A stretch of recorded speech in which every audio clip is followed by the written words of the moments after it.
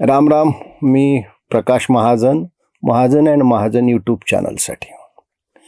भारतीय जनता पक्ष जिथं कार्यकर्ता घेताना, विशेषतः दुसऱ्या पक्षातून घेताना तावून सुलाखून घेतला जातो, त्याची विविध स्तरावर परीक्षा घेतली जाते, त्याची निष्ठा पाहिली जाते, त्याला पक्षात काही दिवस सतरंजा उचलायला लावलं जातं आणि नंतर कुठं तो पक्षाच्या एका पदाला पात्र होतो.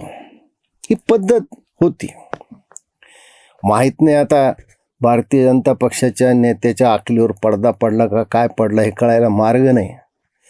पण चित्रा वाघसारख्या वाचाळ स्त्रीला पक्षात प्रवेश दिला. नुसता प्रवेश देऊन थांबले नाहीत, तिला मला वाटतं महिला विभागाचं अध्यक्ष केलं, प्रवक्ता केलं. अहो, एखाद्याला प्रवेश मिळवायचा असेल तर हे लोक किती दिवस ताटकळत ठेवतात, पण हिला असं ताटकळत नाही ठेवलं. हिला लगे वरिष्ठ सभागृहात म्हणजे विधान परिषदेचं सदस्य केलं. माझे मित्र माधव भंडारी उभी हयात त्याची भारतीय जनता पक्षात गेली, म्हणजे संघापासून नाही हो, बिचाऱ्याला नाही मिळू शकली विधान परिषद. पण अशा व्यक्ती बाहेरून येतात आणि माधव भंडारी सारख्या जुन्या जाणत्या पक्ष कार्यकर्त्याचा, निष्ठावानाचा हक्क मारतात. मला माहीत नाही भारतीय जनता पक्षाच्या नेत्यांनी या बाईमध्ये असं काय पाहिलं. चित्रासारखं रूप नाही, रूपासारखं चित्र नाही, वागणं तर बेतालच, जिभेला लगाम नाही. मला वाटतं ही तिची USP आहे. आणि ज्या वरिष्ठ सभागृहामध्ये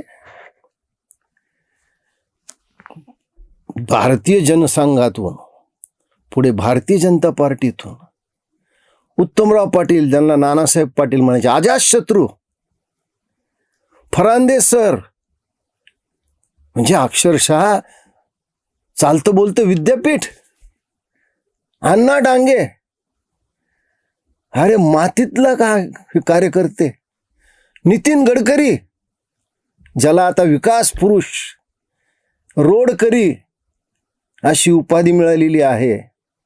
अहो देवा भाऊ, प्रत्यक्ष आपले वडील स्वर्गीय गंगाधर पंत फडणवीस पदवीधर मतदारसंघातून निवडून यायचे.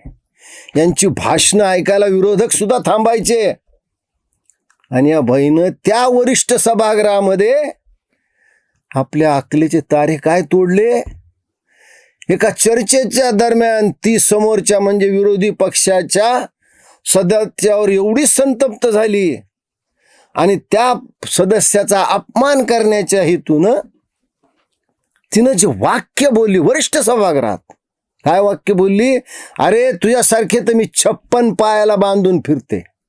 काय, अरे तुझ्यासारखे तर मी 56 पायाला बांधून फिरते. कपाळावर हात मारून घेतला त्या दिवशी मी. अरे हे संस्कार आहेत का भारतीय जनता पक्षात तुमच्यावर? हे अशी संस्कारित माणसं तुम्ही भारतीय जनता पक्षात घेतली? ही काय बाई बोलली? कधी तिला भारतीय जनता पक्षाच्या वरिष्ठ लोकांनी जाब विचारला नाही.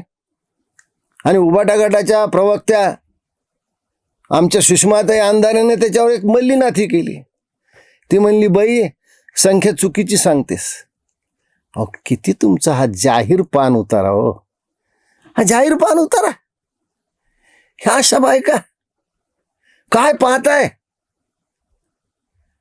आणि तुम्ही यांना एवढ्या मोठ्या सभागृहात पाठवलं. भारतीय जनता पक्ष हा जगातला सर्वात मोठा पक्ष, जो स्वतःला संस्कारी समजतो. या बाईने नगरपालिकेत परवा प्रचार करताना काय बोलली ऐका. मी सगळ्यांना सांगते, बाबांच्या नादी लागूच नका, बाईच्या नादी लागा. ती काय म्हणली, बुवाच्या नादी लागू नका, बायाच्या नादी लागा. काय म्हणजे, आणि ते सुद्धा मला वाटतं जगद्गुरु तुकाराम महाराजांच्या त्या सगळ्या पवित्र परिसरात तिने ते भाषण केलंय. आणि त्याही होऊन एक कडी की तिनं काल परवा भाषण करताना जी भाषा वापरली, आहा, अक्षरशः म्हणजे मला असं वाटलं की काय म्हणजे सरस्वतीच अवतरली का काय. ती म्हणली, अरे कोण तो अण्णा टन्ना. हा शब्द, कोण तो अण्णा टन्ना. आता इथं कोण अण्णा आहे का टन्ना आहे मला माहित नाही. आता कसं वाटलं ऐकायला, अण्णा का टन्ना कसं वाटलं. अहो देवा भाऊ, वरमाईच जर अशी असल तर वराडाचं पुढे काय होणार हे सांगायची काही गरज नाहीये. ही वरमाई थोडी आवरा. या बैला अण्णा आणि टन्ना ह्या शब्दाचा अर्थ कळाला नाही का काय, कळून ती बोलली मला काही माहिती नाही. या बैला जर तुम्ही वेळीच आवर घातला नाही तर पश्चाताप करण्याची वेळ सुद्धा तुम्हाला मिळणार नाही. देवा भाऊ, हा वाघ एकदा वंतारात नेऊन दाखल करा. मुंबईत ठेवायच्या लायक नाही हो, मुंबईत ठेवायच्या लायक नाही.